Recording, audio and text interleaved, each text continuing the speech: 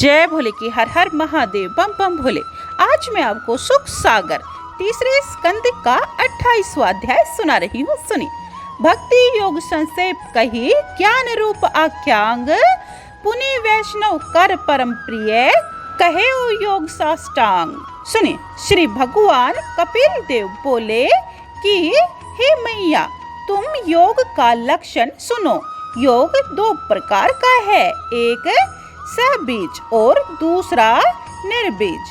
अब मैं तुमसे सबीज योग का लक्षण कहता हूँ, जिससे तुम्हारा मन प्रसन्न होकर सन्मार्ग की तरफ जाए। शक्ति भर अपने धर्म का आचरण करना और विधर्म से दूर रहना। भाग्यवश प्राप्त हुए दिव्य द्रव्य से संतोष करना। आत्मवेदता महात्माओं की चरण सेवा करना। त्रिवैगिक यानी धर्म अर्थ काम धर्म निर्वर्त रहना। मोक्ष धर्म में प्रेम करना। परिमित और शुद्ध भोजन करना। एकांत में निवास करना। अहिंसा सत्य बोलना। चोरी न करना। उतनी ही चीजों का संग्रह करना जिससे अपना काम चल जाए, अधिक नहीं। ब्रह्मचार्य तपस्या, शुद्धता, सत्शास्त्रों को पढ़ना, भगवान का पूजन करना, मौन धारण करना, एक आसन का अभ्यास, स्थिरता, प्राणायाम, विषयों की तरफ से इंद्रियों को सींच लेना, मूलाधार आदि, बीच में किसी एक स्थान पर मन के साथ प्राणों को स्थिर करना इत्यादि।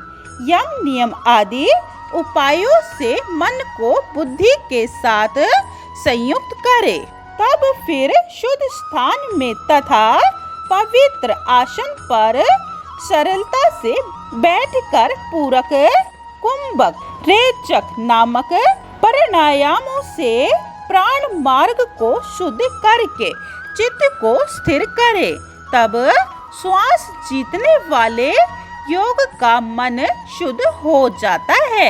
प्राणायामों से वायु, कफ आदि दोषों की धारणा से पाप को इंद्रियों के वश में करके तथा ध्यान से विषयों के संगति को तथा क्रोध आदि दोषों को भस्म करें। जब मन स्थिर हो जाए तब अपनी नासिका के अग्रभाग की तरफ देखता हुआ योगी भगवान की मूर्ति का ध्यान करे।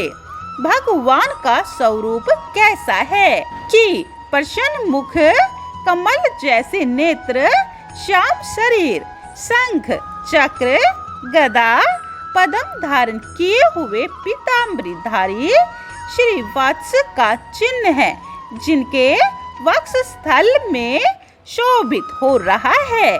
गले में कौस्तुभ माला धारण किए हुए हैं।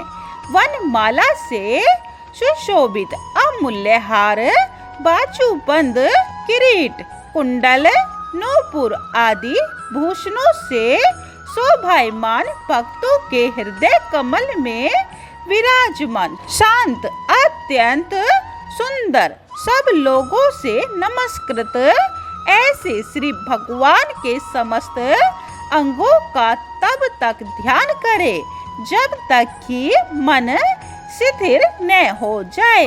खड़े हुए, चलते हुए, बैठे हुए, सोते हुए सब प्रकार से भगवान का ध्यान करे। इस प्रकार सब अंग प्रत्यंगों सहित हरि भगवान का ध्यान करके फिर प्रत्येक अंग का पृथक पृथक ध्यान करे। इस प्रकार विष्णु भगवान के रूप का हृदय में ध्यान करता हुआ उससे चित्त को विचलित न करे।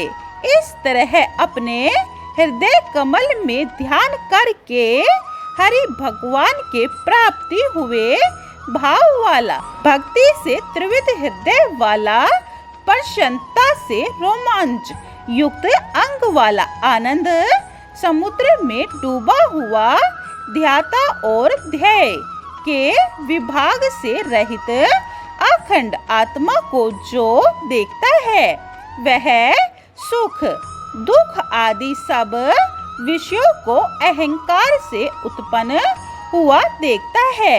ऐसा करने पर देह आदि उपाधियों से निर्मुक्त होकर वह जीता हुआ ही मुक्त यानी जीवन मुक्त हो जाता है। ऐसा योगी अपनी देह को न उत्पन्न हुआ न विद्यमान और न नष्ट हुई ही देखता है। उसे अपनी देह का कुछ भान ही नहीं होता।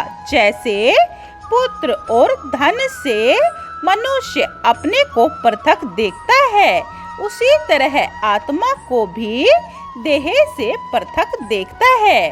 जिस प्रकार की जलते हुए काष्ठ से और उसी से ही उत्पन्न हुए धुएं से उस काष्ठ के जलाने वाली और प्रकाश करने वाली अग्नि पृथक ही है, इसी तरह पंच महाभूत इंद्रिय अंतःकरण तथा प्रधान जीव आत्मा से ब्रह्म नाम वाला परमात्मा पृथक ही है। सब प्राणियों को आत्मा में अनन्य भाव से देखे। जिस प्रकार अपनी योनि वाले काष्ठों में अग्नि अनेक रूप की दिखलाई पड़ती है। 28वां अध्याय समाप्तम। जय भोले की 29वां अध्याय यह आप दूसरी वीडियो में सुने। बोलिए ओम नमः भगवते वासुदेवाय। अगर आपको यह सुख सागर पूरी सुननी है तो यह चैनल सब्सक्राइब कर लें और कमेंट में जय भोले की लिखें। जय भोले।